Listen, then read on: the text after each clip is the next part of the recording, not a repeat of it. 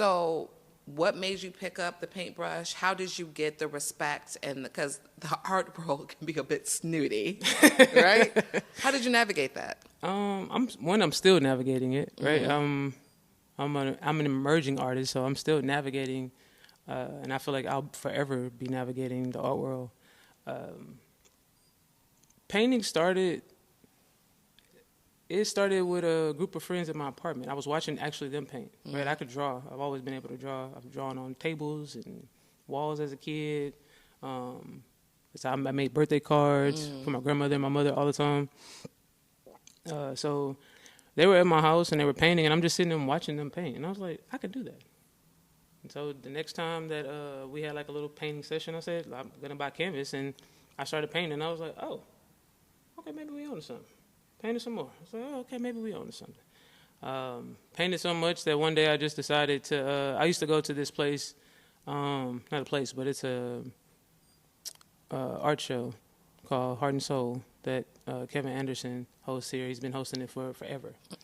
All things creative, spoken word. There's singers, visual artists. Like it's a wonderful place for people to express themselves. Used to go there often. One day, I'm not really sure how. I gifted him a painting, and when I gifted him the painting, he was like, "You know what? Do you have more of these?" And I was like, "Yeah and no." He's like, "Well, you're gonna have a pop up here. Like, you're gonna be a vendor." And I was like, "Oh no, I'm not ready." He's like, "No, yeah, you are."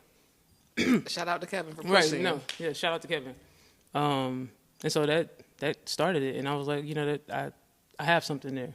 Walked away from it for a little while. Life shifted a little bit. What got me back into it again? I think I have to give credit maybe to one, like I said, life shifted, and I think life shifted. My grandmother was transitioned. This was during COVID, so I started taking all of that and putting it into canvas. Actually, it wasn't even canvas. I lied. It was a foam board from the dollar store. That's what I actually started on. Foam board from the dollar store, because I'm not really sure. Probably funds. Yeah. Right. So, foam board from the dollar store. She had a pop up. Yeah, she had a pop up, and she was like, "Friend, just why don't you just bring your work and just set up at the table with me?" And I was like, "What you mean, just set up at the table with you?" Put those foam boards, like 5 of them, just right in front of the table. I sold each one of those $1 boards for $75. Every last one of them. I sold a couple of them to like one person. The lady came and bought one, and she came back and she was like, I gotta have one more. Once I sold out, I was sitting there for a second and I was like, all right, now 1 + 1 is 2.